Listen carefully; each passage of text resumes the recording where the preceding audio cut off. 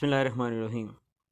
Dear students, class 6 BRC और cadet college की तैयारी के लिए हम लोगों ने मैथमेटिक्स स्टार्ट की थी।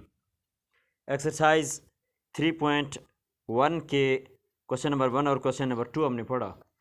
आज क्वेश्चन नंबर 3 हमारे पास है, एक्सरसाइज 3.1।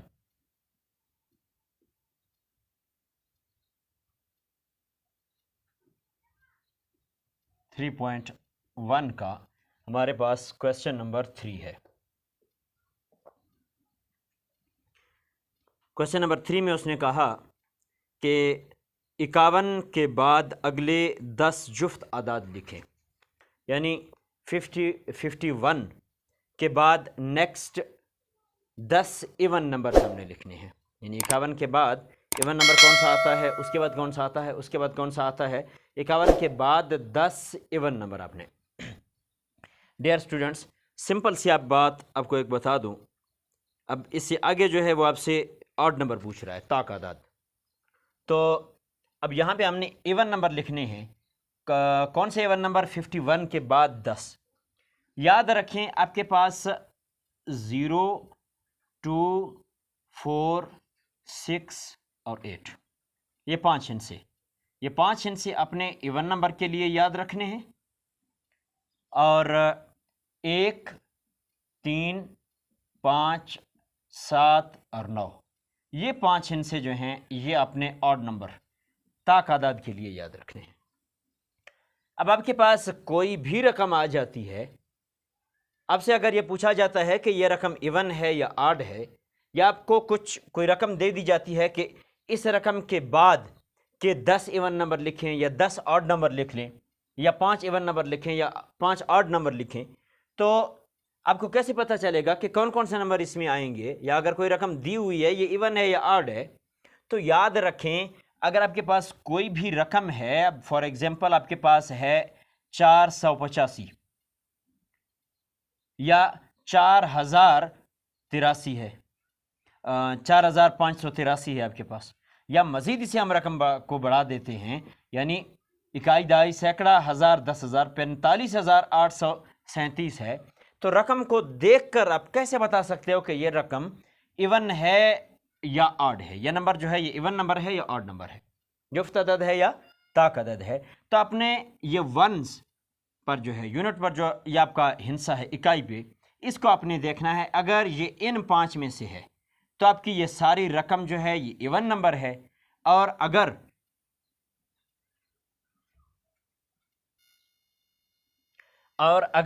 ये जो पहला हिस्सा है ये ऑड नंबर्स में से इन 5 में से है, तो आप कहोगे कि मेरी ये जो मुकम्मल रकम है ये ऑड नंबर है, ताक अदद है। तो जुफ्त और ताक की पहचान आपने इस तरह से करनी है। अब आपके पास क्वेश्चन है, क्वेश्चन नंबर 3, कि आपने 51 के बाद 10 इवन नंबर लिखने हैं। कौन सा नंबर लिखने हैं जी? Even number. तो 51 के बाद आपके पास पहला जो इवन नंबर है वो क्या है? 52। उसके बाद 54, फिर 56, उसके बाद 58, उसके बाद आपके पास 60, फिर 62, फिर 64, उसके बाद 66, फिर 68 और फिर उसके बाद 70।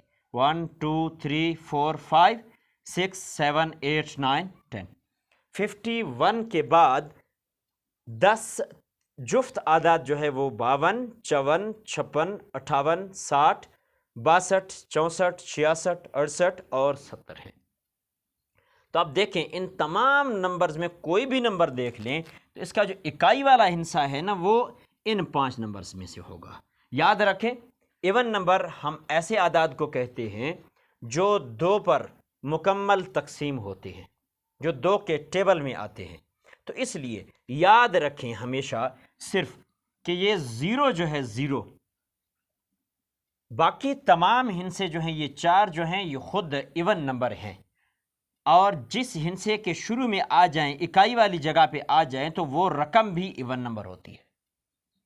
लेकिन 0 अगर किसी रकम की इकाई वाली जगह पे आ जाए तो वो रकम इवन नंबर होगी, लेकिन अलग ज़ीरो जो है, ज़ीरो बजाते खुद जो है वो इवन नंबर नहीं है। क्यों इवन नंबर नहीं है? क्योंकि डेफिनेशन में हम ये बात पढ़ते हैं कि इवन नंबर जुफ्त आदाद उन्हीं आदाद को कहा जाता है जिन पर दो का पहाड़ा पढ़ा जाए, जो टू के टेबल पे कंप्लीट डिवाइड होते हैं, मुकम्मल तकसीम होती है रकम, वही रकम इवन नंबर कहलाती है। ओके, अब इसके बाद आपके पास क्वेश्चन नंबर 4 भी इसी तरह से ही एक क्वेश्चन है, क्वेश्चन नंबर 4। तो क्वेश्चन नंबर 4 में उसने क्या कहा? क्वेश्चन नंबर 4 में उसने कहा कि 82 के बाद आगे 10 अपने ऑड नंबर लिखने हैं। यहाँ पे 51 के बाद उसने 10 इवन नंबर हमसे मांगे। अब क्वेश्चन नंबर 4 में 82 उसने हमें एक नंबर दिया, उसने कहा इसके बाद 10 ऑड नंबर आपने लिखने हैं। कौन सा नंबर लिखने हैं जी? Odd number.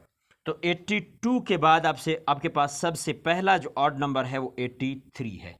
देखें, 82 के बाद उसने 82 कहा, तो उसके बाद क्या हमने बात करनी है? तो 2 के बाद तो 3 आता है, तो 3 ऑड नंबर है, तो 83 पहला क्या होगा? Odd number.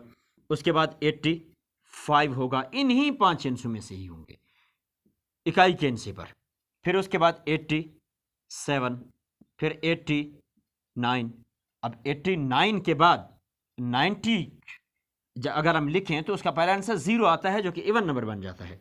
तो 90 क्या है? इवन नंबर है। 91 जो है, 91 आपका क्या है? Odd number. फिर उसके बाद 93, फिर आपके पास 95, फिर 97, और उसके बाद 99, और फिर 101।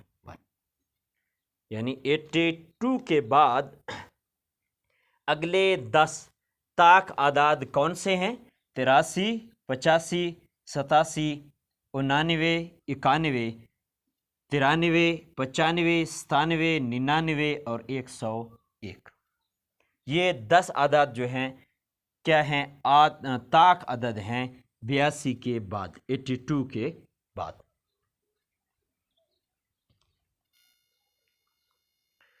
डियर स्टूडेंट्स, क्वेश्चन नंबर 5 में हमें नंबर्स दिए गए हैं और उसने हमसे पूछा कि ये जो नंबर्स दिए गए हैं इन में जुफ्त और ताक अलग अलग करें, यानी इवन नंबर और ऑड नंबर्स को एक दूसरे से सेपरेट करना है। हमने ये बताना है कि इन नंबर्स में कौन सा नंबर इवन नंबर है और कौन सा ऑड नंबर है।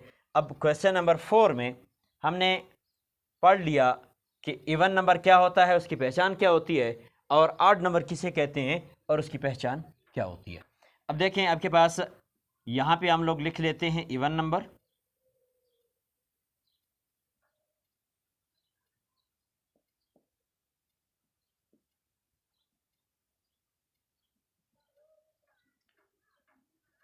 और यहाँ हम लोग लिख लेते हैं ऑड नंबर।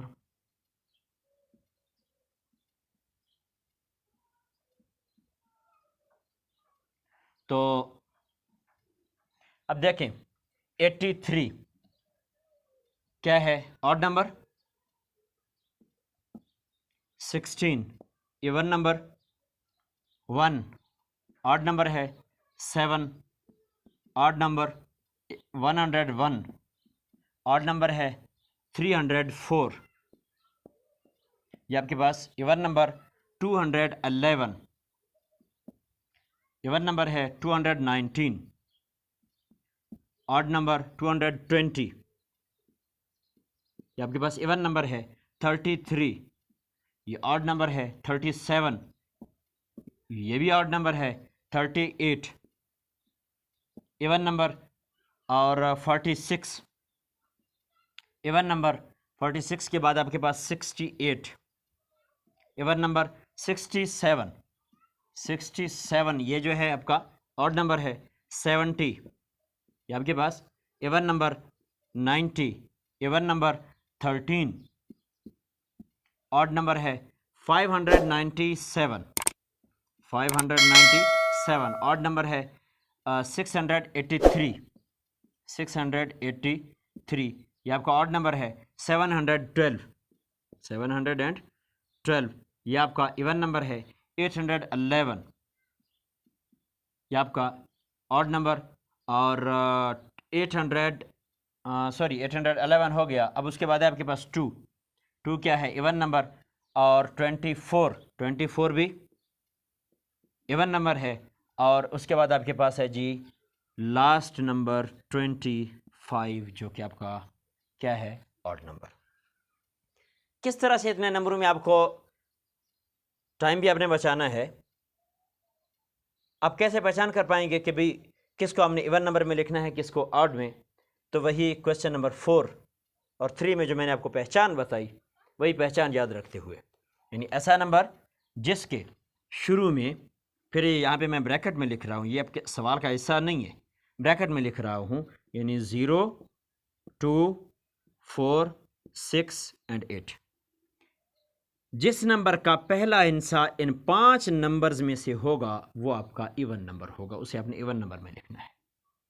और जिस भी रकम का पहला हिस्सा जो है इकाई में, वंस में, आपके पास 1, 3, 5, 7 एंड 9, ये 5 हिस्से जिस भी रकम के शुरू में होंगे, इकाई का हिस्सा जो है इन 5 हिस्सों में से होगा, वो रकम आपकी क्या होगी, ऑड नंबर। अब आप ज़रा एक दफ़ा अगर वीडियो देख रहे हैं तो रोक कर गौर कर लें, ये जितनी भी रकमें हमने लिखी हैं, तमाम का जो इकाई का हिस्सा है, ये वाला हिस्सा है, ये पहला हिस्सा, इकाई का हिस्सा, ये इन 5 हिस्सों में से होगा, कोई भी रकम हो जाए दुनिया की। और यहाँ पे इवन नंबर्स में जो हमने लिखे हैं, वो उनका इकाई का हिस्सा जो है इन 5 नंबर्स में से होगा।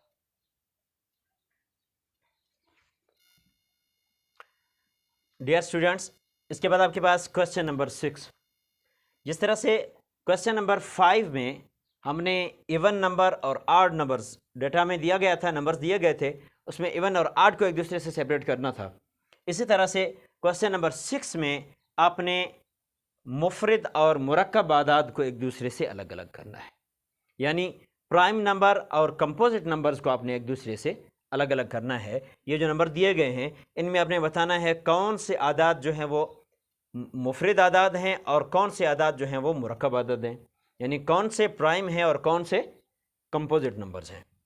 तो इस तरफ हम लिख लेते हैं प्राइम नंबर,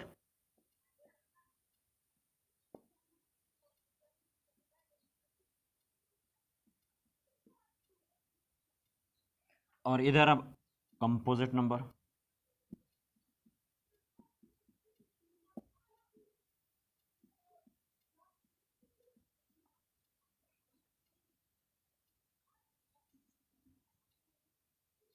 जी डियर स्टूडेंट्स, याद रखिए, जिस तरह से इवन और ऑड की कोई पहचान थी जिसके ज़रिए हमें पता चलता था कि कौन सी रकम जो है आपके पास प्राइम नंबर है और कौन सी जो है इवन है और कौन सी ऑड है, इसी तरह से यहाँ पे भी आपने ये देखना है कि प्राइम नंबर, अगर कोई नंबर प्राइम नंबर है तो वो कैसे प्राइम नंबर है, उसकी क्या पहचान होगी।